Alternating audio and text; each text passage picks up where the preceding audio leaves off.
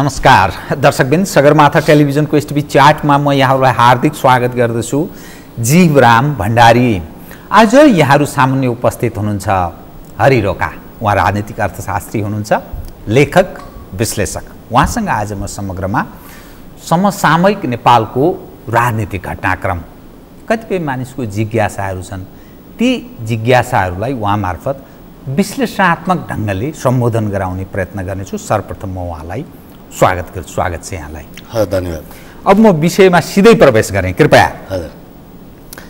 हाम्रो political trend कस्तो देखियो भने, तपाईँ नेपालको वाम राजनीतिक ट्रेन्डलाई राम्ररी पनि बुझ्नु भएको हुनाले मैले यो विषय उठान गर्दैछु।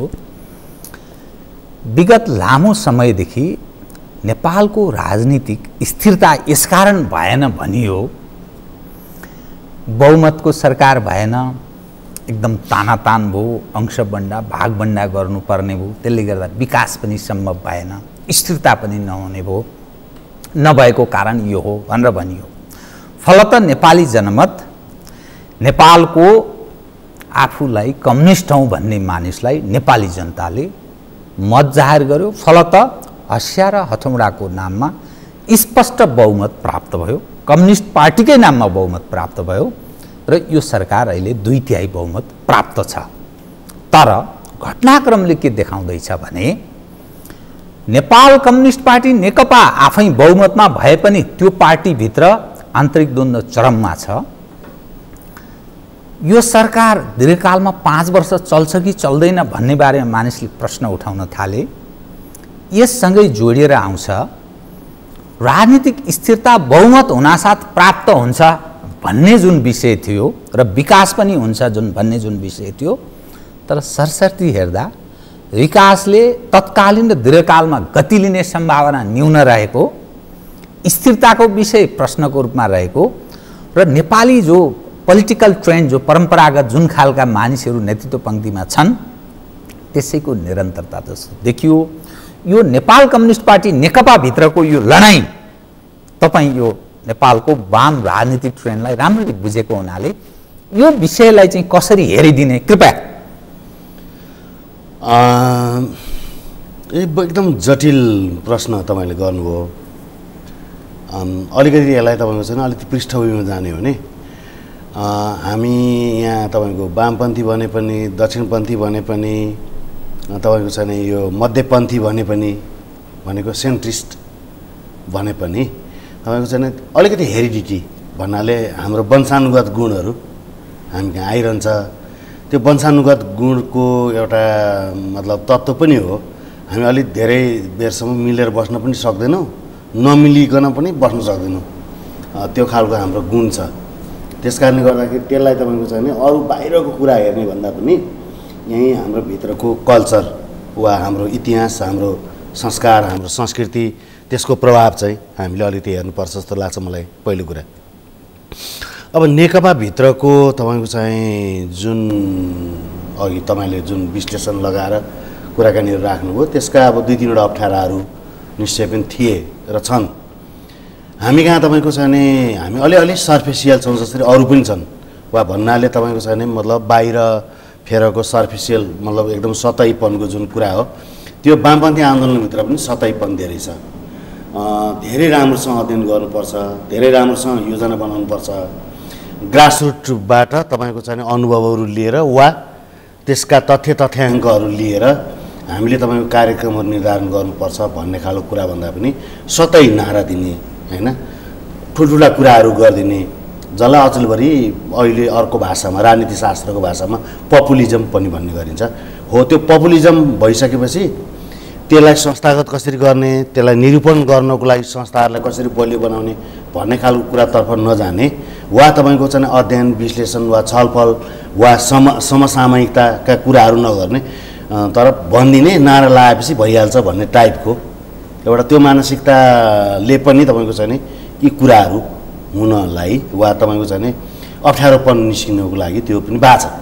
अब यतापट्टि नेकपाभित्रको आफ्नै तपाईँको जुन अन्तर्विरोधहरूको कुरा हो, त्यो अन्तर्विरोध पनि मैले जुन अघि भने त्यसको एउटा वंशानुगत जस्तो गुण पनि हो। वा हामी कहाँ परम्परा जुन छ त्यसमा तपाईँको भागबन्डा लाउने, अंशबन्ड गर्ने खालका कुराहरू हामीसँग परिवारमै पनि छ हैन। बाआमा जिउँदै हुँदै तपाईँको चाहिँ हामी चाहिँ नि खाँबाउमा बन्चर हानेर मलाई अंश देऊ भन्ने टाइपको मान्छेहरू पनि हामी छौँ हैन। हाम्रो कल्चर त त्यो पनि हो। त्यस कारणले गर्दाखेरि अंश खोज्ने कुरा पनि त्यो चलिरहन्छ। तर कुरा के हो भन्नु छ भने हाम्रो राजनीति समग्रमा बढालिया छ। हाम्रो राजनीतिले तपाईँको चाहिँ नि जुन खालको स्ट्यान्ड लिनु पर्थ्यो, जुन खालको तपाईँको स्थायित्व दिनको लागि होमवर्क गरिनु पर्थ्यो, वा जुन मतलब त्यो विगतको परम्परालाई तोडेर एउटा नयाँ खालको परम्परा स्थापना गर्नको लागि जुन खालको जोडबल गरिनु पर्थ्यो त्यो चाहिँ अभाव हो।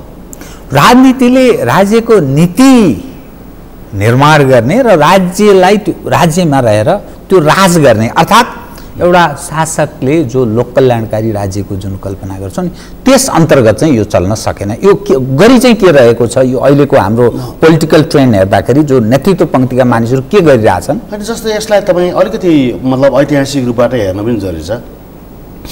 केपी ओलीजी जो अहिले हाम्रो सम्माननीय प्रधानमन्त्रीजी हुनुहुन्छ, उहाँलाई तपाईँको चाहिने 62-63 को आन्दोलनकै बारेमा वा त्यो आन्दोलनको पृष्ठभूमिमा तपाईँले निहालेर हेर्नु भने हामी त हिजो अस्ति जन्मिया त होइनौँ, निकै अगाडि नै जन्म्यौँ। हामी त्यही मैदानमै थियौँ, त्यो फिल्डमै थियौँ र हामीले देखेका के हो भने उहाँले तपाईँको चाहिँ उहाँलाई यो आन्दोलन नै मन परेको थिएन। 65-63 को पछिल्लो 62-63 भन्दा अझ अगाडिकै कुरा गर्नु न भन्नाले तत्कालीन राजा ज्ञानेन्द्रले 58 सालदेखि जुन 59 सालदेखि तपाईँको चाहिँ जुन खालको उहाँले तपाईँको चाहिँ राजनीति हरकत गर्दै जानुभयो र पछिल्लो चरम जुन अवस्था आयो त्यो आउन्जेलसम्मको अवस्थामा उहाँले गरेका टिप्पणीहरूलाई हेर्नु भने उहाँ यो अहिलेको जुन परिवर्तनको पक्षपाती हुनुहुन्थेन भन्ने हो। उहाँलाई तपाईँको चाहिँ अहिलेको जुन हामी सङ्घीय व्यवस्थातर्फ उन्मुख छौँ वा व्यवस्थामा गइरहेका छौँ वा त्यो संविधान बनेर हामी त्यतातिर लागिरहेका छौँ, त्यो संविधानको पक्ष नै उहाँ हुनुहुन्थेन। यो त तपाईँको चाहिँ त्यसको जगको कुरा हो। जब मान्छेलाई तपाईँको त्यो जगमा आफू उभिएको जगमा नै विश्वास थिएन र उसले नै अहिले नेतृत्व गर्नु पर्यो भनेपछि तपाईँको त्यसलाई कार्यान्वयन गर्नको लागि अप्ठ्यारो कुरा त पर्छ नै। सकस म अलिकति छिद्रमा प्रवेश गरौँ है त। तर जुन जनमत छ नि हजुर, त्यो नेपाल कम्युनिस्ट पार्टी नेकपा अर्थात् पुरानो एमालेको नाममा भन्दा पनि केपी ओलीले जुन खालको नारा अघि सार्नुभयो, जुन अडान लिनुभयो, खास गरी नाकाबन्दीको सवालदेखि आफूलाई एउटा देशभक्त नेताको रूपमा जुन प्रस्तुत गर्नुभयो, त्यसैको परिणाम केपी ओली प्रतिको आकर्षणको रूपमा यो मत प्राप्त भएको छ। एक अलिकति थप क्षेत्रमा जाँदा तर जुन नेपाल कम्युनिस्ट पार्टी नेकपालाई जुन मत प्राप्त भएको छ नि, केपी ओलीको अवस्था कस्तो देखिन्छ नि, उहाँले उत्तराधिकारी ठ्याक्कै चयन गर्न नसकेको जस्तो अलिक दुविधाग्रस्त अवस्थामा उहाँ गुज्रेको।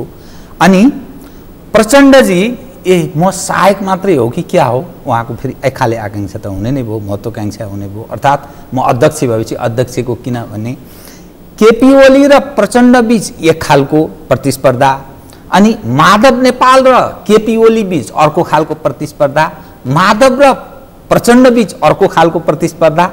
केही मानिसले आफ्नो सामिप्यता परिवर्तन गरेको, जस्तो वामदेवजी हिजोका दिनसम्म केपी ओलीसँग नजिक हुनुहुन्थ्यो, अहिले प्रचण्डजीसँग समीप देखिनुहुन्छ।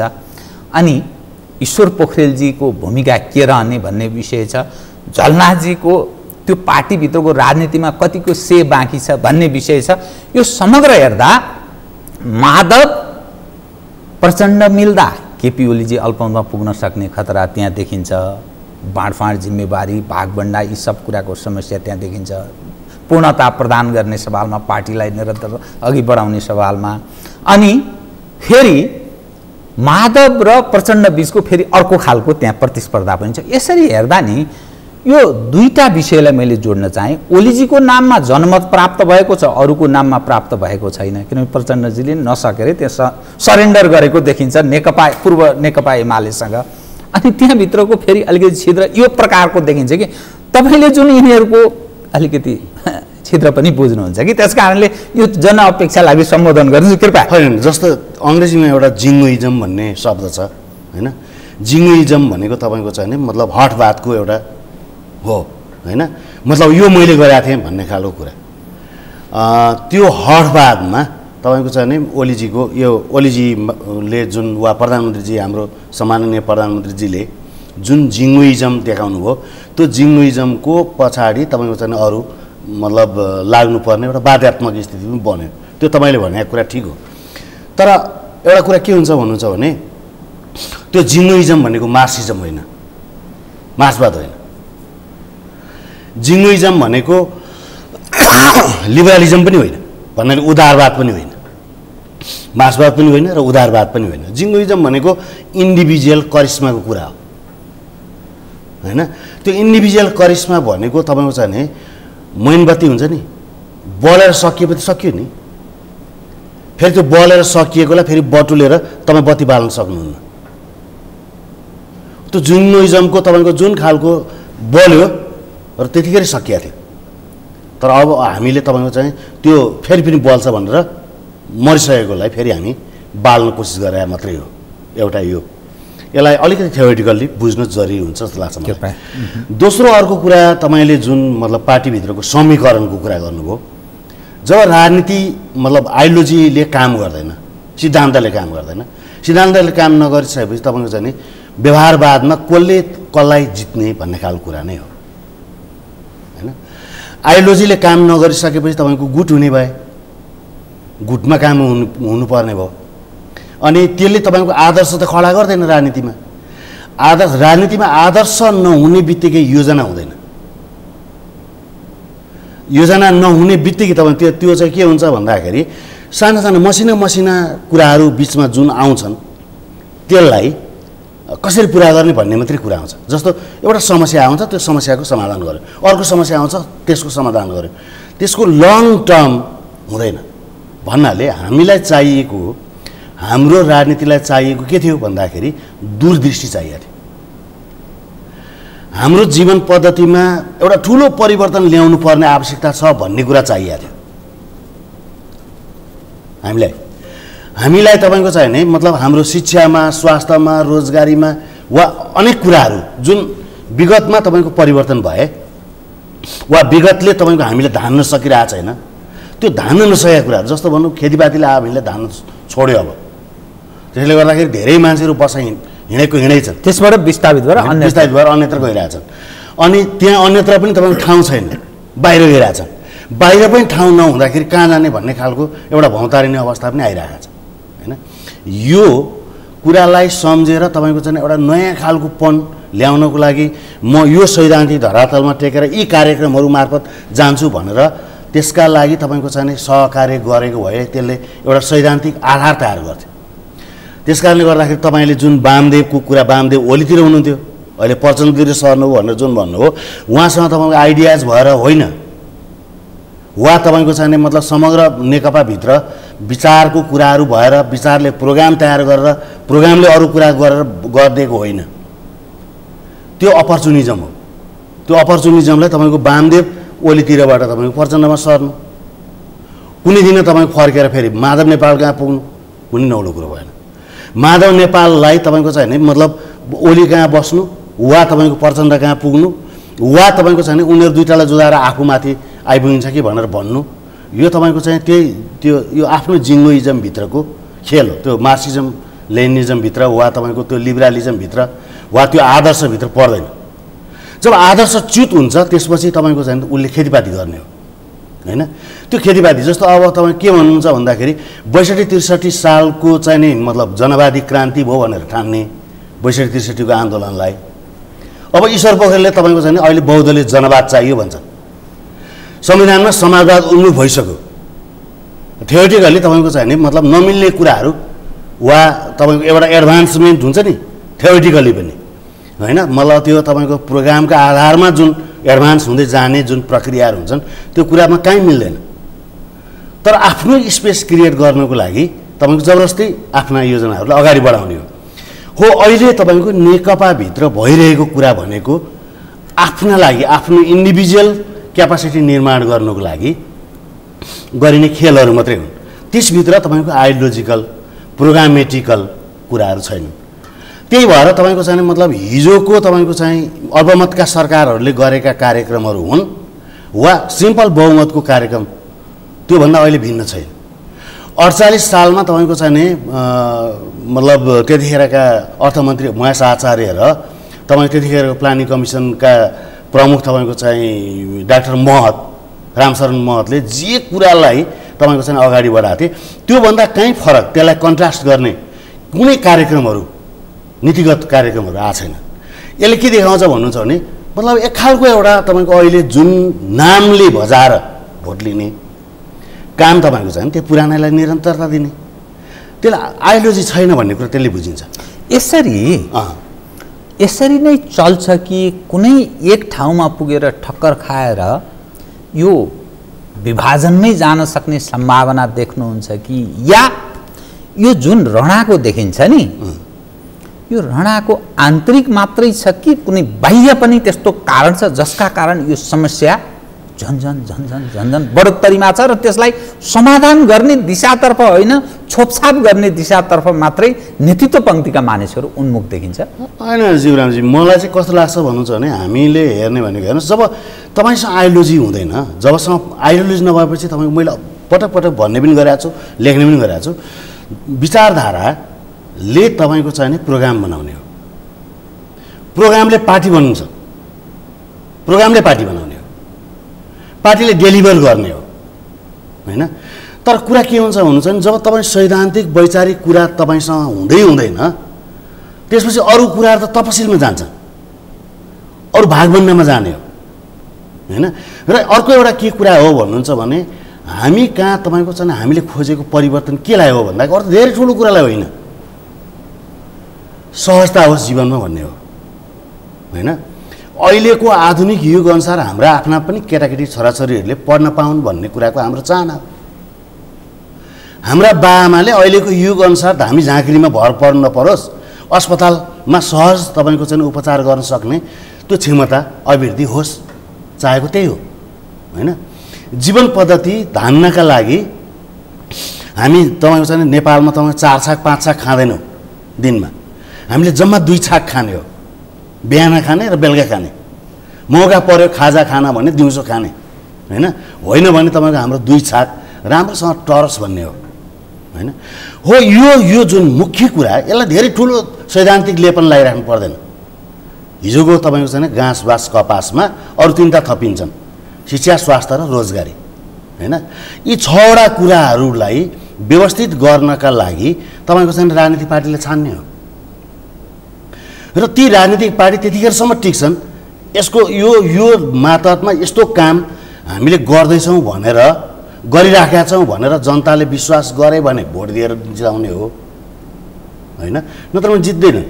बडा ठिक कुरा भन्नुभयो जनता जनार्दन भन्छ नि हो किनभने हिजोको दिनको कुरा सम्झदा केपी ओलीजीको जुन लोकप्रियता थियो त्यो लोकप्रियता यहाँ आइपुग्दा झन्डै 15-16 महिनाको बिचमा घट्दो छ अर्थात् अझै घट्ने सम्भावनातर्फ उन्मुख छ। किन पार्टीभित्रको आन्तरिक द्वन्द्व जनचाहनालाई सम्बोधन गर्न नसकेको यो अवस्था प्रमुख प्रतिपक्ष त्यो जनताका जो मूल मुद्दा छ अर्थात् सरकारको असफलताबाट लाभ लिएर आफू लोकप्रिय हुन सकेको छैन ऊ आफ्नै झमेलामा छ। यसरी सरसर्ती हेर्दा अनि नेकपाभित्र आफ्नो खाले समस्या छ अनि जनतामा प्रमुख प्रतिपक्ष पनि थप अलोकप्रिय हुने सरकार पक्ष अलोकप्रिय अझ बढ्दै जाने त्यहाँ पार्टीभित्रका नेतृत्व पङ्क्तिका मानिसहरूले आफ्नो साख आफ्नो अझ थप उजिल्याउने अवसर प्राप्त नगरेको झन्झन घट्दो त्यो आन्तरिक द्वन्द्व छ झन्झन उनीहरूको व्यक्तित्व कद भन्छ नि जो राजनीतिक कद झन्झन घट्दो अवस्था छ। त यसरी यो के हुन्छ त बताइदिनुहोस् त यो सिस्टमको पनि विषय आयो मानिसमा त निराशा पैदा हुन सक्छ नि निराशा त बढोत्तरीमा छ जस्तो छ। अहिले मनपरी बोल्ने उग्र कुरा गर्ने त्यो मानिसहरू झन्झन लोकप्रिय हुँदै गएको जनताले ठिक गरिस् भाइ अहिले विभिन्न अनेकौँ सामाजिक सञ्जालमा अनेक कुराहरू आइरहेका छन् अनेकौँ प्रकरणहरू त्यो नाम म कतिको ल्याउँ त यो पक्षलाई कसरी सम्बोधन गर्ने बताइदिन्छ यो सिस्टमसँग जोडिएको विषय होइन। यो कस्तो हुन्छ भन्नुहुन्छ भन्दाखेरि अहिले तपाईँको चाहिँ हामी जब यो विचारधाराको मृत्यु हुन्छ होइन विचारधाराको मृत्यु भनेको तपाईँको लिबरलिजम भन्नाले तपाईँ त्यसको पनि एउटा खालको कर्सी एक खालको एउटा मेन्टेन गर्ने एउटा चरित्र थियो त्यसको त्यो तपाईँ कमजोर हुँदै गयो। हामी कहाँ मिश्रित हो हामी कहाँ लिबरलिजम र कम्युनिजमको एउटा मिश्रण जस्तो थियो। अलि प्रोग्रेसिभिजमको कुरा वा अलिकति तपाईँको लोकप्रियतावादको कुरा वा कम्तीमा आम जनतालाई तपाईँको सहज वातावरण बनाउनुपर्छ भन्ने खालको कुराले तपाईँको काम गर्थ्यो। हामी कहाँ एकदम कम्प्लिट फ्री मार्केट पनि होइन। एमाले पावरमा आउँदाखेरि उसले तपाईँको चाहिँ आफ्नो गाउँ आफू बनाऊ भनेर लिएर आयो, 100 रुपियाँ भत्ता दियो, वृद्ध भत्ता। त्यो वेलफेयरिजम थियो, त्यो आमूल परिवर्तन थिएन। अहिले पनि तपाईँको चाहिँ जुन अर्थमन्त्रीले तपाईँको चाहिँ मतलब जुन चार हालेका छन् वृद्ध भत्ता भनेर होइन, त्यो पनि पपुलिजम हो। त्यो एउटा लोकप्रियतावादको वा वेलफेयरिजमको एउटा मतलब त्यो चाहिँ पाटो हो, त्यो परिवर्तन होइन। मान्छेलाई तपाईँको चाहिँ जीवन धान्नका लागि एउटा अर्कै खालको एउटा वातावरण चाहिन्छ होइन। उसले तपाईँ खास यसरी जीवन चल्दैन। मिन्स अफ प्रोडक्सन वितरणमुखी हुँदैन। मिन्स अफ प्रोडक्सनमाथि भन्नाले उत्पादनका साधनमाथि मान्छेको पहुँच हुनु पर्यो र उत्पादन कार्यमा लाग्नलाई प्रेरित गर्ने एउटा वातावरण बनाउनु पर्यो। त्यो वातावरण नबनुन्जेलसम्म तपाईँको हामी कहाँ परिवर्तनको महसुस हुँदैन होइन। अब तपाईँ किन अलोकप्रिय छ मतलब चाहिँ नेपाली काङ्ग्रेस भन्दाखेरि वा अलोकप्रिय मात्रै होइन, अब उठ्नै सक्दैन कि भन्ने पनि छ होइन। त्यसको कारण के हो भन्नुहुन्छ भने अब सत्तामा तपाईँको चाहिँ भागीदारीको कुरा, हिजो ऊ जुन ठाउँमा बहुमतबाट अल्पमतमा झर्दै जाँदाखेरि पनि लिडरसिप तपाईँको चेन्ज नहुने कुरा, नयाँ मान्छेहरूलाई तपाईँको ठाउँ नदिने कुरा होइन। यो तपाईँको वेस्टमिन्स्टर मोडलमा तपाईँ के हुन्छ भन्दाखेरि मतलब एउटा सभापति छ, प्रधानमन्त्री सभापति नै प्रधानमन्त्री भयो, उसले हार्यो बाइदेवे भने तपाईँको छैन अर्कोलाई उसले जिम्मा लाउनु पर्ने हुन्छ। जस्तो गिरिजाप्रसाद कोइरालाले 51 सालमा तपाईँको छैन उनले निर्वाचन हारिसकेपछि, निर्वाचन जुन गराए, निर्वाचन हारिसकेपछि उनले तपाईँको छैन अध्यक्ष पद छोडिदिनु पर्थ्यो र तपाईँको छैन प्रधानमन्त्री पदको पनि लालायत हुनुहुन्थेन। तर त्यसपछि उनी लगातार 3-4 पटकै भए होइन, लगातार होइन मतलब उसमा चाहिँ भए होइन। त्यसपछि उनी फेलियर थिए, उनले छोड्नु पर्थ्यो। अर्को तपाईँको चाहिँ मतलब देउवा आए होइन। हामी सबैले तपाईँको चाहिँ युवा नेता थिए भन्ने लागेर समर्थन पनि गऱ्यौँ। तर कुरा के हो भन्दाखेरि उनी जब असफल भएपछि उनले पनि त्यसरी छोड्नु पर्थ्यो अर्को मान्छेलाई। त्यसले तपाईँको एउटा लिडरसिप भ्याकुम पुरा हुन्थ्यो अनि अर्को मान्छे नयाँ आउँदै गर्थे, तिनले तपाईँको नयाँ कुराहरू गर्दै लैजान्थे होइन। यसले तपाईँको एउटा सिस्टम बसाल्थ्यो, प्रणाली बसाल्थ्यो। त्यो प्रणाली उनले तोडे। अब यस्तोमा तपाईँ के हुनसक्छ, जस्तो अब नेकपामा पनि त्यस्तो छ, त्यहाँबाट काङ्ग्रेसमा पनि त्यस्तो छ भनेपछि अर्को तेस्रो पनि आउनसक्छ। अहिले सामाजिक सञ्जालहरू धेरै छन्, नेटवर्किङहरू थुप्रो छन्। अहिले लगभग तपाईँको चाहिने 2/3 भन्दा बढ्ता मान्छेको हातमा मतलब मोबाइल पुगिसकेको छ। सूचनाले त तपाईँको चाहिने कमी छैन नि मान्छेहरूलाई। अहिले तपाईँ हामी बोलेको कुरा तपाईँको टेलिभिजनमा बसेर अगाडि हेर्न पर्दैन, मतलब उसमा के अरे यो चाहिँ युट्युबमा हेर्न सकिन्छ होइन। मोबाइलमा हिँड्दै बाटामा तपाईँको चाहिँ मतलब राम्रो मोबाइल भएकाले त हेर्न सक्छन् होइन। त्यस हिसाबले तपाईँको सूचनाको कमी छैन। तपाईँ देख्नुभयो भने कन्जर्भेटिभ पार्टी र फ्रान्समा कन्जर्भेटिभ पार्टी र तपाईँको चाहिँ सोसियलिस्ट पार्टीको बिचमा यस्तै कुरा भए होइन। ती दुईटाले काम गरेनन् भनेपछि त्यो म्याक्रोन भनेको तेस्रो पार्टी बनाएर रातारात तपाईँको छैन त्यो चाहिँ अहिले राष्ट्रपति भएको छ हेर्नुहोस्।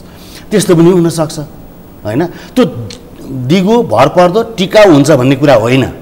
कोही पनि तपाईँको यस्तो खालको फ्लुइड सिचुएसनमा वा कसैले केही गरेनन् भन्ने खालको सिचुएसनमा तपाईँको अर्को निर्वाचनमा अर्को कुनै एउटा शक्ति पनि आउन सक्छ, विकल्प खडा हुन सक्छ। विकल्प खडा तर यथास्थितिसँग चाहिँ मानिस सन्तुष्ट छैनन्, मानिस त्यो खोजीमा छ होइन। यसले तपाईँको अहिले पनि हामी के भन्न सक्छौँ भन्नु चाहिँ जम्मा 1.5 वर्ष मात्रै भयो चुनाव निर्वाचन भएको, अब पनि सुध्रिन सक्छन्। मान्छे तल एकदम भयङ्कर रिसाइराखेका छन्। हामीले जीवन पद्धतिमा कुनै चेन्ज गर्न सकिनौँ भन्ने कुरा मान्छेले चाहिँ भनेका छन्। यी गाडीमा हिँडिराखेर हावाईजहाजमा उडिराखेर त तपाईँ धेरै कुरा थाहा हुँदैन। आफैभित्र कमलकोटीको जस्तो पर्खाल लगाएर अनि आफ्ना गुणगान गर्ने मान्छेहरूलाई मात्रै भेटेर त त्यो जनताको मर्म दुःख थाहा हुँदैन होइन। राजा महाराजाको जस्तै कुरा हुन्छ होइन। सामान्य मान्छेको बिचमा जाने कुराकानी गर्ने छलफल गर्ने हो भने असन्तुष्टि छ भन्ने कुरा थाहा हुन्छ। त्यो असन्तुष्टिलाई तपाईँको सन्तुष्टमा बदल्नको लागि अझै पनि 3.5 वर्षको टाइम छ। यो सरकार सुध्रिन सक्छ भन्ने आश गर्ने आधारहरू होइन, आधारहरू छन्। तर अब तपाईँको चाहिँ सुध्रिएन भने अर्को आउँछ। अझ बढ्ता तपाईँको चाहिँ जिङ्गोइजम देखाउन थाले होइन, बढ्ता तपाईँको चाहिँ मतलब ह्युमिलिएसन गर्न थाले। आम मान्छेलाई तपाईँको चाहिँ मतलब धुरीमा उयो सिसा घरमा बसेर ढुङ्गा हान्न थाल्यो भने तपाईँको चाहिँ त्यो बिचमै पनि तपाईँको चाहिँ उखेलिन सक्छ। यहाँ अलिकति फेरि छिद्र विषय त्यो नेपाल कम्युनिस्ट पार्टी नेकपाभित्रकै ईश्वर पोखरेलले जनताको बहुदलीय जनवादको एडभोकेसी गर्नुभयो। हजुर। अनि पुष्पकमल दाहाल प्रचण्डजी त फेरि 21औं शताब्दीको नयाँ जनवादको उहाँ कुरा गर्नुहुन्छ। यो सरर हेर्दाखेरि त्यो भोलि त्यसरी महाधिवेशन भयो भने उत्तराधिकार चयन भयो भने केपी ओलीजीलाई कुन अवस्थामा प्रवेश गराउँछ, स्वास्थ्यले समयले अनेकौं विषय छँदैछन्। अनि माधवजी कता के गर्नुहुन्छ, उहाँले के भूमिका निर्वाह गर्नु, त्यो अर्को पक्ष छँदैछ। तर यथास्थितिमै अब महाधिवेशन भनेको त फेरि प्रतिस्पर्धा हो, प्रतिस्पर्धाले नेतृत्व चयन गर्ने विषय हुन्छ। त्यो सहमतिमा नभइकन यो हुने भन्ने विषय सहमति नभइकन खुल्ला प्रतिस्पर्धा भयो भने त्यो पोलराइज्ड हुँदाखेरि त जनताको बहुदलीय जनवादवाला यसै प्रिभेल गर्छ र अर्को त सिद्धिने भयो नि त। त्यसो हुँदा त्यो महाधिवेशनसम्म पुगेपछि त्यसपछि विभाजनमा जाने सम्भावना पनि छ कि अथवा होइन प्रचण्डजीले सरेन्डरै गरे अब केही हुनेवाला छ नि, यस्तै हो। अब जनवाद अनेकौं नामका जनवाद पनि नामका मात्रै हुन्, कम्युनिस्ट पनि नामका मात्रै हुन्, यस्तै चल्छ, जनताले पनि यस्तै बुझेरै मत दियो भनेर भन्ने यो विषय चाहिँ यो कहाँ किन र कसरी लाग्छ, यसको निर्क्युल कसरी होला? अनि मेरो विचारमा तपाईँको चाहिँ अहिले जुन तपाईँले प्रश्न राख्नुभयो यो तपाईँको चाहिँ नि जस्तो 21औं शताब्दीको जनवाद र तपाईँको बहुदलीय जनवादमा के फरक छ भन्ने खालको कुरा उहाँहरूले तपाईँको चाहिँ नि जस्तो एउटा त्यसको मैले अघि जुन फेजको कुरा गरेको थिएँ होइन, सामान्यतया हामी कहाँ गणतन्त्र आइसकेको छ। सामान्य हिसाब किताबले तपाईँको चाहिँ हामीसँग निर्वाचित प्रतिनिधिहरू छन्।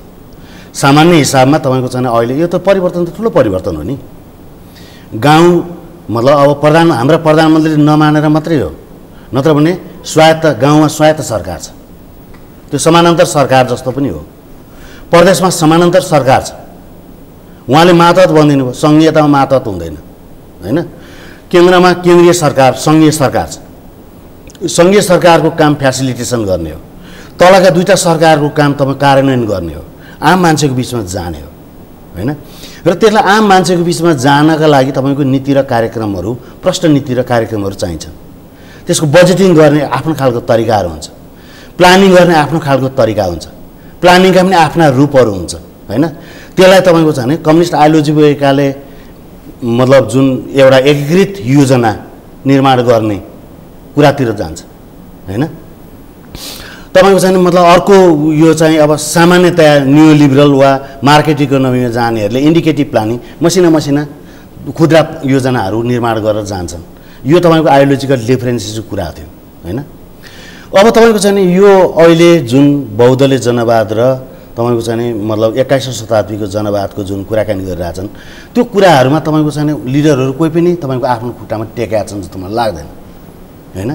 प्रचण्डले तपाईँको चाहिँ 21औं जनवाद कहिलेकाहीँ भन्ने मात्रै कुरा हो, उहाँले कार्यान्वयन गर्दाखेरि त्यसलाई डिफाइन गर्ने कुरा त्यो छलफल गरेको मैले अहिलेसम्म सुनेको छैन, न कार्यकर्ता माझमा भनेको कुरा सुनेको छु होइन।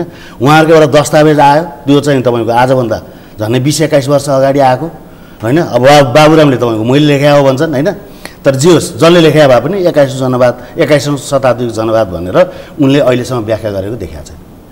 यता बहुदलीय जनवादको जुन व्याख्या गरेर मदन भण्डारीले ल्याएको थिए त्यसलाई तपाईँको जुन मतलब अहिले चाहिँ ईश्वर पोखरेल वा तपाईँको खड्गप्रसाद ओली वा तपाईँको माधव नेपाल उनीहरू जम्मै तपाईँको होली वाइनसँग डुबेर बहुदलीय जनवाद जोड्न मिल्छ कि मिल्दैन त्यो त मान्छेले हेर्लान्। र मलाई के लाग्दैन भन्नुहुन्छ भने अहिले तपाईँको चाहिँ अहिले खोजेको तपाईँको चाहिँ मतलब यो जुन प्रचण्डले भनेको 21औं शताब्दीको जनवादले माछा मार्न सिकाउँछ कि सिकाउँदैन भन्ने, वा होली वाइन सहितको तपाईँको बहुदलीय जनवादले तपाईँको चाहिँ मुलुकमा एउटा नयाँ परिवर्तनको खाका कोर्न सक्छ कि सक्दैन भन्ने कुरा व्यवहारमा उतार्नुको लागि उहाँहरू छँदै हुनुहुन्छ त। र त्यसले तपाईँको चाहिँ यदि उत्तर दिएन भने मान्छेले अर्को उत्तर खोज्छन्।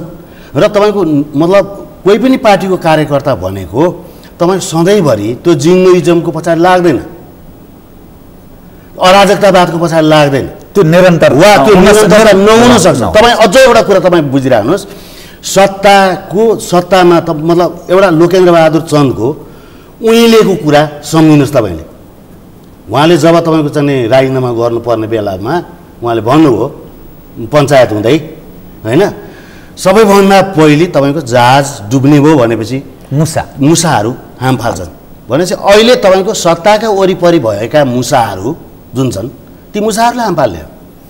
अब म यहाँ अलिकति केही यो बडा मलाई एउटा आइडिया मलाई लाग्यो, एउटा विषय उठानै गर्नु जस्तो लाग्यो। भन्नुहोस्। एउटा कुनै पनि सिस्टम सर्भाइभ गर्नलाई अर्थात् आकर्षणको केन्द्रमा रहनलाई त्यहाँ त्यो व्यक्तित्व यसरी बनेर पनि आउँछ। व्यक्ति पनि हो नि, व्यक्ति पनि महत्त्वपूर्ण विषय हो नि, त्यो व्यक्तित्व त्यसरी बनेर आउनुपर्ने। सरसर्ती हेर्दा म यो यसलाई सरफेस अथवा यो सिस्टमसँग असहमत भएर मैले यो विषय उठाइरहेको छैन। देशको राष्ट्र प्रमुख जो भए, जो अहिले हुनुहुन्छ, उहाँहरूले पनि आफ्नो खाले त्यो छवि हिजोको दिनमा भन्दा झन्झन बढाउन सकेको स्थिति चाहिँ घट्दो छ। पार्टीभित्र छन् ठुला दुईटा पार्टी छन्, त्यो भित्रका नेतृत्व पङ्क्तिका मानिसहरू गुट र उपगुटमा केन्द्रित छन्। त्यो सर्वसम्मत नायकको नेताको रूपमा त्यहाँ पनि उनीहरू आफै स्थापित हुन सकेका छैनन्। अनि त्यो शिखर व्यक्तित्व भन्छ नि, जसलाई हिजोका दिनमा अब काङ्ग्रेसको कुरा गर्दा लौह पुरुष गणेश मानजीको एक खालको व्यक्तित्व थियो, बिपी कोइरालाको एक खालको थियो, पुष्पलाल मनमोहनजीले नै पनि सोझो मान्छे भए पनि काहीँ न काहीँ उहाँले एक खाले छवि छोडेर जानुभयो। तर पछिल्लो समयमा न राष्ट्र प्रमुखले आफूलाई त्यस रूपमा स्थापित हुन सकेको देखियो, निवृत्त भइसकेका मानिसहरूमा पनि त्यस्तो छैन, भएकोले पनि त्यो बढाउन नसकेको स्थिति, र यो पोलिटिकल पार्टीको नेतृत्व पङ्क्ति त झन् गुट उपगुटमा केन्द्रित छ। यसले यो सिस्टम सर्भाइभ गर्छ, चल्छ भन्ने तपाईँलाई लाग्छ? जुन परिस्थिति तपाईँ देखिएको छ अहिलेको स्थितिमा तर के हुन्छ भन्नु छ भने हेर्नुहोस्, सबभन्दा पहिलो कुरा मतलब त्यो जाजुले मान त्यत्रो धेरै ठुलो कुरा थाहा पाउने ज्योतिष पनि होइन। मैले देखेँ केमा हो मतलब त्यो चाहिँ पढेर पोथ्रा पढेका आधारमा र अन्त घटनाहरूको एनालाइसिस गरेको आधारमा बन्ने हो होइन। के हुन्छ भन्नुहुन्छ भन्दाखेरि आइडियोलोजी नभएपछि तपाईँको चाहिँ ठुलो समस्या हुन्छ। आइडियोलोजीले नै तपाईँको मान्छेलाई एउटा क्रिएसनको कुरा मात्रै गर्दैन, आइडियोलोजीले मान्छेलाई तपाईँको चाहिँ आदर्शवान पनि बनाइदिन्छ। राजनीति किन बिग्रिन्छ वा अहिले हाम्रा नेताहरू तपाईँको चाहिँ किन त्यस्तो भए वा इन्डिभिजुअल जस्तो देखिन्छन्, मतलब त्यत्रो धेरै जमात जस्तो अहिले त मतलब नेकपाको कुरा गर्नुहुन्छ भने 10 लाख सदस्य भएको पार्टी हो नि, तर तपाईँले कुनै पनि नेतालाई सोध्नुभयो गएर व्यक्तिगत रूपबाट भेट्नुभयो भने अब तपाईँकै जिल्लाका मान्छेहरू पनि छन् त्यहाँ होइन, तपाईँले गएर सोध्नुभयो भने ऊ नितान्त एक्लो छ पार्टीभित्र। प्रचण्डले त एउटा भाषण भन्नुभयो होइन, एक्लै जस्तो छौँ भनेर भन्नुभयो होइन, मतलब यत्रो ठुलो जमात छौँ भनेर ठान अनि घर पुगेर सोध्दै लग्यो भने म त एक्लै छु भन्ने ठान्नुपर्ने भनेर भन्नुपर्ने स्थिति किन आउँछ भने आदर्शले मात्रै त्याग गर्न सिकाउँछ। आदर्शले त्याग गर्न सिकाउँछ। जस्तो तपाईँको चाहिँ मतलब गणेश मानजीले 46 सालको आन्दोलनको नेता त गणेश मान सिंह हुनुहुन्थ्यो नि, भट्टराईजी होइन। उहाँले सर्लक्क भन्नुभयो म होइन, उहाँ भन्नुभयो होइन। त्यसका पछाडि थुप्रै कारणहरू होलान्, रहस्यहरू होलान्, तर सेक्रिफाइस थियो। त्यसकारण गणेश मानजीलाई प्रधानमन्त्रीको अफर पनि हो, तर उहाँले दुधकार्नु मान्नु भने स्वीकार्नु भयो। फल त किशोरजीलाई प्राप्त 15-20 दिन वा तपाईँको 1 महिना मात्रै चलाउन सक्नुहुन्छ होला गणेश मानले, मानिलिनुहोस् होइन। तर पूर्व प्रधानमन्त्री त त्यहाँ फोटो झुन्याउने त उहाँको नि हुन्थ्यो होला नि त। हेर्नुहोस्, त्यसैले सबभन्दा पहिलो कुरा आइडियोलोजी नभएपछि तपाईँको आदर्श रहँदैन। आदर्श नभएपछि त्याग हुँदैन होइन। त्याग नभएपछि तपाईँको मान्छे इन्डिभिजुअल हुन्छ, सङ्गठित हुँदैन। यो फिलोसफिकल कुरा हो। हेर्नुहोस्, सङ्गठन भनेको सामूहिक कुरा हो, सङ्गठन भनेको सङ्घ हो होइन। त्यो सङ्घ भनेको तपाईँको छ भने आम मान्छेको हितमा गरिने कामका लागि तयार गरिने सङ्गठन हो। त्यस कारणले गर्दाखेरि तपाईँको चाहिँ मतलब परिवर्तनको कुरा त्यो आम मान्छेहरूको बिचमा सङ्गठित हुन थाल्यो भने मात्रै तपाईँ परिवर्तन हुने हो। यसलाई हामीले कसरी बुझ्न पर्यो जस्तो मलाई लाग्छ भन्नुहुन्छ नि, यो जुन खालको फ्रेमभित्र हाम्रो राजनीति छ त्यो राजनीतिभित्र इन्डिभिजुअलिजम धेरै हाबी हुँदै गयो होइन। मलाई के फिल भएन भने मैले तपाईँको चाहिँ मतलब म यो राजनीतिमा छु, म सामान्य मान्छेको भोटबाट जित्ने हो, सामान्य मान्छेको पक्षमा मैले काम गर्नुपर्छ होइन, पैसा खर्च गरेर म सक्दिनँ र त्यो वातावरण बनोस् भन्ने खालको तर्फ काम गर्न सकेको भए तपाईँको अहिले इन्डिभिजुअलिजम आउँदैन थियो। आफ्नो खल्तीमा मात्रै पैसा मतलब हाल्ने काम पनि हुन्थेन होइन। भ्रष्टाचारको तपाईँको यो चाहिँ जुन विस्तृतीकरण भएको छ त्यस्तो कम हुन्थ्यो होइन। हरेक मन्त्रीलाई के लागिरहेछ भने आफू मन्त्री हुँदा कमाउनुपर्छ, कमाइएन भने अर्कोपल्ट निर्वाचनमा लड्नको लागि पैसा हुँदैन होइन। यसले तपाईँको चाहिँ सिस्टमलाई फेलियर बनाउँदै ल, यस्तो सिस्टम टिक्दैन। अर्थात् जनअसन्तुष्टि छ, त्यो बढोत्तरीमा छ, नेतृत्वले त्यसलाई गहिरिएर मनन गर्न सकेको छैन र नेपालको राजनीति तरल अवस्थाबाट गुज्रिरहेछ। यसलाई सारमा यसरी बुझौँ कि अब म अलिकति अन्यत्र तपाईँको मोड्न चाहेँ है। हजुर, यो हाम्रो देश जुन पोलिटिकल चेन्जहरूको अर्थात् राजनीतिक जति पनि परिवर्तनहरूको कुरा आउँछ, बाह्य पक्षको कुनै न कुनै भूमिकाको कुरा आउँछ अनि छिमेकी देशहरूमा राजनीति कस्तो भइरहेको छ र त्यसबाट नेपालमा के असर होला भन्ने हिसाब किताब पनि निरन्तर नेपालीहरू गर्छन् र बढ्ता नै जागृत भएर ती कुरालाई नजिकबाट निहाल्ने प्रयत्न गर्छन्। फलत भारतको निर्वाचन सम्पन्न भयो, मोदीजी हिजोको भन्दा झन लोकप्रिय भएर उहाँ उदाउनुभयो, मोदीको नाममा मत प्राप्त भएको छ। अर्थात् त्यो हिन्दुत्वको कुरा गर्ने पक्ष भारतमा हावी भयो।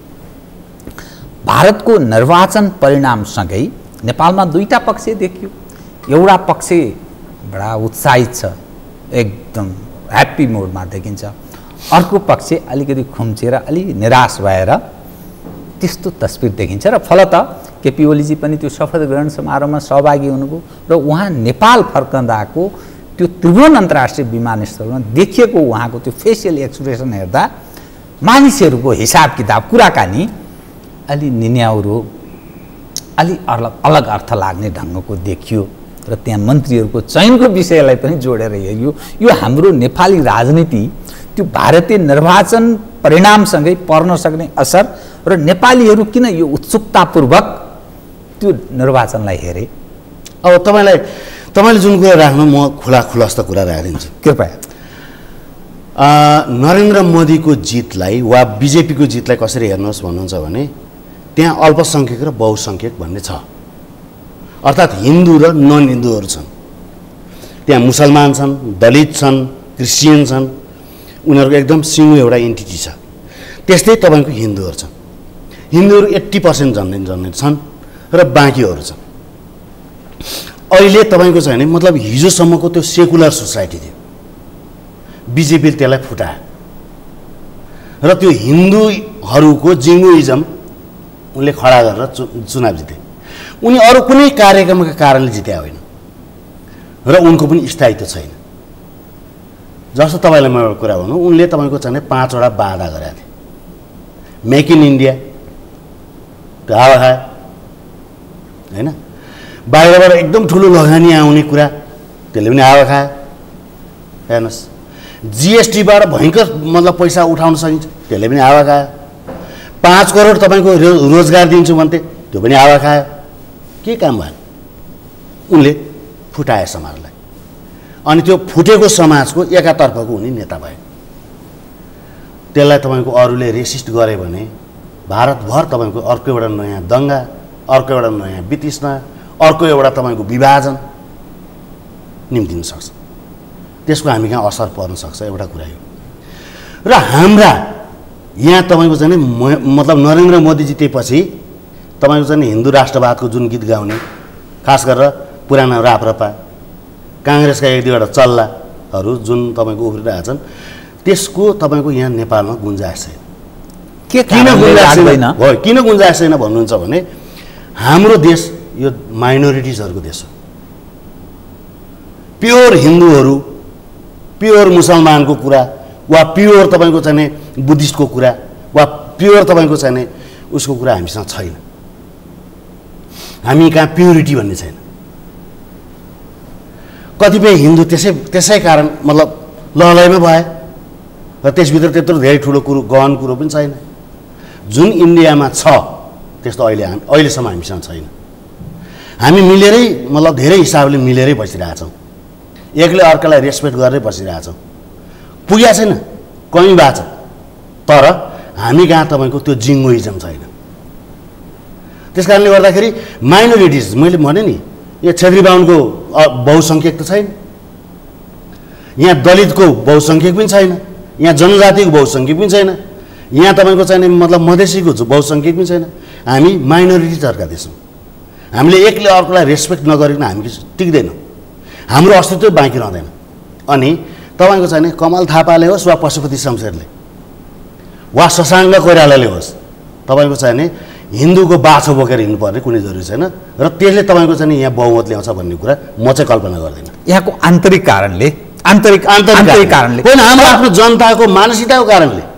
तर नेपालको तपाईँलाई एउटा कुरा भनौँ, यहाँ जस्तो काठमाडौँमा आएर तपाईँको कुनै एउटा मुसलमानले होटल खोलेको छ भने पनि कुनै एउटा हिन्दूलाई आएर बस्नलाई कुनै गाह्रो लाग्दैन। एउटा मुसलमान तपाईँको चाहिँ हिन्दू कहाँ गएर भात खानलाई कुनै गाह्रो ठान्दैन।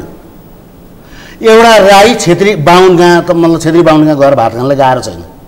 एउटा छेत्री बाहुन राई कहाँ गएर भात खानलाई गाह्रो छैन। हामी कहाँ एक खालको मतलब कन्जर्भेटिभ पनि छ, तर त्यस्तो कन्जर्भेटिभ पनि होइन। एउटा बाटो हिँडेको ठाउँमा त्यो बाटो हिँड्नै नहुने भन्ने खालको अर्कोले ठान्दैन। यस्तो सहिष्णुता भएका ठाउँमा तपाईँको चाहिँ हिन्दुइजम ल्याएर एकदम पुरा तपाईँ मुर्कुटा खडा गर्न सकिन्छ भन्ने ठान्ने त्यसरी चाहिँ सम्भव छैन। तर नेपालको राजनीतिमा छिमेकीले चाहँदा परिवर्तन भएको त इतिहास छ, साँची छ, बोकेर हिँडेको पनि साँची छ, अनि जबरजस्ती उठाएर ल्याएर डाङडुङ पारेको पनि साँची छ। त उनीहरूले चाहे भने के हुन्छ बताइदिनुहोस् त, किनभने र यो अहिले बदलिएको विषय होइन। अहिले हामी मतलब हामी जुन समाज बदलियो, संसार चाहिँ बदलिएको छैन र, संसार पनि बदलिएको छ। हेर्नुहोस्, हिजो 35 देखि 40% तपाईँको चाहिँ व्यापार, विश्व व्यापारमा सबभन्दा ठुलो हात रहेको अमेरिका सिङ्गो, अहिले तपाईँको चाहिँ नि हाराहारीमा चिन गयो। हामी त छिमेकी, हामी कहाँ छिमेकी चिन पनि छ भन्ने कुरा बुझ्नु जरुरी छ। किन निनीहरू हुनुभयो तपाईँको चाहिँ नि मतलब यता आउँदाखेरि ओलीजी भनेर तपाईँले जुन कुरा अघि ल्याउँदै अब तपाईँ अलिक भावेशमा जानु, मेरो विचारमा चाहिँ तपाईँ हेर्नुहोस्, मतलब मोदीजीलाई भयङ्कर अप्ठ्यारो छ, नारा लाएर त जितिहाल्नु। अहिले तपाईँको मान्छे कुटाइ खाइरहेछन्, उहाँलाई भोट नदिने, उहाँका पार्टीका मान्छेहरूले अल्पमतका मान्छेहरूलाई कुटिरहेछन् होइन। त्यो सुरु भइसक्यो। त्यसले तपाईँको चाहिँ मतलब सत्तामा रहेकालाई त भोलि तपाईँको अप्ठ्यारो पर्छ नि। अरूले मान्छे, अरू माइनोरिटिजहरूले स्पेस खोज्न थालेपछि, पोलिटिकल स्पेस खोज्न थालेपछि समस्या हुन्छ। हेर्नुहोस्, मुसलमानले स्पेस खोजे भने तपाईँको चाहिँ 16-17% मुसलमान छन्, झन्डै 17-18% दलित छन्, झन्डै 3-4% तपाईँको चाहिँ क्रिस्चियन छन्। उनीहरूले तर धार्मिकै आधारमा तपाईँको चाहिँ खोजे भने होइन, महिलाहरूले स्पेस खोजे भने, अपाङ्गता भएकाहरूले स्पेस खोजे भने, क्षेत्रीय राजनीति भएकाहरूले स्पेस खोजे भने तपाईँको चाहिँ बडा कठिन पो हुन्छ त। पुलिस लाएर मतलब मिलिट्री लाएर हामी त आन्दोलन आदि इत्यादि गरेर आएका भयौँ नि। मिलिट्री र पुलिस त समाधान होइन, समाधान त राजनीति नै हो, एउटा यो। दोस्रो तपाईँको चाहिँ नि मतलब अहिले जुन ट्रेड वार चलिरहेको छ, चिनलाई तपाईँको चाहिँ अप्ठ्यारो पारे होइन। अप्ठ्यारो पार्नको लागि तपाईँको अमेरिकनहरू अनेक दाउ खोजिरहेछन्, त्यसमध्येमा हो इन्डो पेसिफिक भन्ने होइन। तर त्यो चिनियाहरूलाई कुराकानी गर्दा गर्दै मोस्ट फेभर नेसनको रूपबाट जुन दिइराखेको इन्डियालाई पनि ट्रम्पले काट्यो अस्ति। अब ऊ इन्डो पेसिफिक नामको जहाजमा चढ्ने कि तपाईँको चाहिँ नि चिनियाहरूसँग वा एसियनहरूसँग सहकार्य गरेर जाने भन्ने कुरामा तपाईँको चाहिँ मतलब मोदीलाई पनि त निकै अप्ठ्यारो छ। तर हाम्रो अहिले चाहिँ देखिएको कुरा के हो भन्नुहुन्छ भने, सूचना त उनले पनि पाएका होलान्, हामी कहाँ भन्दा बलियो उनीहरूको सूचनाको आधार छ मोदीले। र हामी कहाँ तपाईँको चाहिँ नि हिजो अस्ति मात्रै एउटा दस्तावेज आयो, प्रकाशित भयो, अमेरिकनहरूले गरे, इन्डो पेसिफिक स्ट्राटेजीमा नेपाल पनि छ, सदस्य भइसक्यो भनेर। यसले तपाईँको चाहिँ मतलब चिनियाहरूलाई त घोज्छ नै, त्यसले इन्डियनहरूलाई पनि घोच्यो होला। र त्यही घोचबिचमा तपाईँको चाहिँ सायद सायद तपाईँको चाहिँ नि ओलीजी पनि तपाईँहरूले के गरेको भन्ने खालको कुरा पनि भयो होला, त्यो अन्दाजको कुरा होइन। तर अब दुईजना बोलेको कुरा त हामी यहाँ बाहिर त आएको छैन। हेर्नुहोस्, एउटा यो। दोस्रो अर्को कुरा के हो भन्नुहुन्छ भने हामी कहाँ हस्तक्षेपको जुन कुरा आउँछ नि, हामी धेरै सशक्त भइसक्यौँ। हामी 90s मा छैनौँ अहिले, हामी त्यो 90s भन्दा अगाडिको अवस्थामा होइनौँ। हामी 21औं शताब्दीमा छौँ र वर्ल्ड चेन्ज भएको छ। यो एक ध्रुवीय होइन अहिले प्रणाली संसारमा, यो बहुध्रुवीय हो। र इन्डियनहरूले च्याप्यो भने चाइनिजहरूले च्याप्यो भने, व्रत च्याप्यो भने इन्डियनहरूले हामीलाई रेस्क्यु गर्नुपर्ने हुन्छ। हाम्रो सोभरेन्टीमा आँच आउन अब कसैले ल्याउँछु कसैले उ गर्छु भन्यो भने गाह्रो छ। हामी आफै तपाईँको चाहिँ बिग्रियौँ भने, हामी आफै बिचमा तपाईँको कलह भयो भने, हामी आफैले अन्डरस्ट्यान्डिङ गर्न सकिनौँ भने समस्या आउँछ। तपाईँलाई लाग्दैन हामी आफै बिग्रेको, हामी आफै बिचमा कलह भएको, हामी आफैको लोयल्टी माथि प्रश्न उठिरहेको यो विषय तपाईँको नजरमा छ? अहिले यस्तो पनि छ, के छ भन्नुहुन्छ भने हामी कहाँ तपाईँको हामी अहिले अघि नै जुन भन्यो यो भुवि शेरचनको कविता जस्तो, हामी मिल्छौँ भने हामी जुझ्छौँ पनि, यो स्वाभाविक हुन्छ। हाम्रो क्लास वार पनि हुन्छ। तर एउटा तपाईँको एउटा नेसन स्टेटकै कन्सेप्टमा अहिले जुन वर्ल्ड जान खोजेको छ, त्यसले तपाईँको चाहिँ हाम्रो आफ्नो नेपालीपनको कुरा वा नेपालीत्वको कुरा वा तपाईँको बृहत नेपाली हितको कुरा गर्दाखेरि सारा झगडा बिर्सेर तपाईँको चाहिँ त्यो बनाउनको लागि पनि लाग्नुपर्ने हुन्छ। हामी त्यो लाग्छौँ पनि, हाम्रो त चरित्र पनि छ। हामी तपाईँको सबै बिग्रियो भनेर तपाईँको चाहिँ नेता बिग्रियो भनेर सबै जनता बिग्रियो भन्ने अर्थमा लाउनु हुँदैन। जनता सचेत छ, सतर्क छ। त्यो 21औं सदीमा त्यो अवस्थामा प्रवेश गरेको छ। म कार्यक्रमको ठिक अन्त्यमा एकदम छोटकरीमा बताइदिनुहोस् है। हजुर, जुन अवस्थामा हामी छौँ, जुन राजनीतिक तस्बिरको तपाईँले कुरा गर्नुभयो, तरल पनि देखियो, नेतृत्वको क्षमताको माथि पनि प्रश्न छ, अनि विकल्प पनि यो हो भनेर फुट्टिने स्थिति पनि छैन। यो सरसर्ती हेर्दा पार्टीभित्रको आन्तरिक द्वन्द्व छ। प्रधानमन्त्री केपी शर्मा ओली एउटा सबभन्दा ठुलो पार्टीको अध्यक्ष पनि हुनुहुन्छ। पार्टीभित्रको आन्तरिक समस्या उहाँले सुल्झाउन सक्नु भएको छैन। अनि उहाँ चाहिँ घुमफिरमा हिँड्न लाग्नु भएको छ। फेरि पनि उहाँले युरोप र बेलायतको यात्रा तय गर्नुभयो। दौडधुपमा प्रधानमन्त्री हुनुहुन्छ। यो समग्र घटनाले हेर्दा यो प्रधानमन्त्रीको जुन छनौट र दौडधुप छ नि, आन्तरिक स्थिति राम्रो छैन, तर विभिन्न देशमा उहाँको छनौटमा परिरहेको छ। यो के को उपज हुन सक्छ? यो के हुन सक्छ भन्नुहुन्छ भने हेर्नुहोस्, सबभन्दा पहिलो कुरा तपाईँको छ भने विदेश नीति भनेको गृह नीतिको एउटा पार्ट मात्रै हो। घरमा शान्ति छैन, घरमा व्यवस्थापन गर्न सकिएन भने बडा अप्ठ्यारो छ। उहाँले गलत समय चुन्नु हो। अहिले मलाई विगतमा जानु छैन, तर अहिलेको जुन भ्रमण छ उहाँले गलत समय चुन्नु हो। उहाँको पार्टीले नारा लाउँदै आयो गोर्खा भर्ती केन्द्र बन्द गर्नुपर्छ भनेर। उहाँको अहिले अडान के हो? उहाँ अहिले के भनिराख्नु भएको छ? उहाँको पार्टीले के भनिराखेको छ? हामीले सार्वजनिक रूपबाट सुनेको छैन। तपाईँले सुन्नुभएको छ? सुनेको छैन होइन? त्यसो हो भने तपाईँको चाहिँ उहाँ के भन्न जानुहुन्छ? पेन्सन थप्दै भन्न जानुहुन्छ? उहाँले तपाईँको थेरेसा मेलाई तपाईँको चाहिँ अलिकति मतलब जागिर हाम्रो चाहिँ कम हो, केही मान्छे तपाईँको चाहिँ फेरि रिक्रुट चाहिँ गर्नलाई कोटा थप्दै भनेर भन्न जानुहुन्छ? के भन्न जाने? एउटा यो ठुलो मतलब हो। थेरेसा मे आफै मतलब युकेको मतलब बेलायतकी प्रधानमन्त्री, उहाँ आफै सङ्कटमा हुनुहुन्छ, राजीनामा दिइसक्नु भएको छ। 13 जुलाईदेखि उहाँको तपाईँको उहाँको अन्त्य हुन्छ। त्यो मतलब उहाँको प्रधानमन्त्री रुँदै छोड्नु भएको छ होइन? उहाँ आफै सङ्कटग्रस्त भएको बेला किन जानु हुने? मैले बुझेको छैन। जेनेभा जानु ठुलो कुरा हो, किनभने 100 वर्ष पुग्दैछ तपाईँको आइएलओको होइन? हामी तपाईँको चाहिँ जनताको पक्षमा, आम किसान मजदुरको पक्षमा, अनि हाम्रा मजदुरहरूले तपाईँको संसारभर दुःख पाइरहेको अवस्थामा होइन? खाडीबाट प्रत्येक दिन तपाईँको चाहिँ हामी कहाँ लास यहाँ चाहिँ भित्री राखेको अवस्थामा, अनि त्यो अनसेक्युरिटी वा इन्सेक्युरिटी फिल भएको बेलामा मजदुरहरूको हितमा तपाईँको चाहिँ कुराकानी गर्नु र त्यो आन्दोलनमा जानु ठिक हो, तर फ्रान्स किन जानुहुन्छ?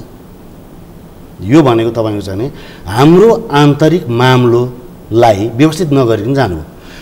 मतलब यो चाहिँ चिनियाहरू वा अमेरिकनहरू किन घुम्छन् भने उनीहरू बलिया छन्, उनीहरू उत्पादन गर्छन्, उनीहरूलाई बेच्नुपर्छ सामग्री, हाम्रो के बेच्न जाने?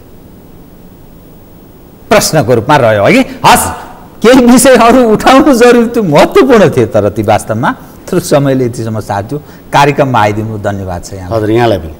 आदरणीय दर्शकवृन्द, उहाँ हुन्थ्यो हरि रोका, राजनीतिक अर्थशास्त्री। पछिल्लो देखिएको नेपाल सन्दर्भसँग जोडिएको राष्ट्रिय र अन्तर्राष्ट्रिय घटनाक्रमलाई जोडेर गरिएको कुराकानी। लगायत मेरो सम्पूर्ण युनिटलाई कार्यक्रमबाट बिदा दिनुहोस्, तर सगरमाथा टेलिभिजन हेर्दै रहनुहोला। नमस्कार।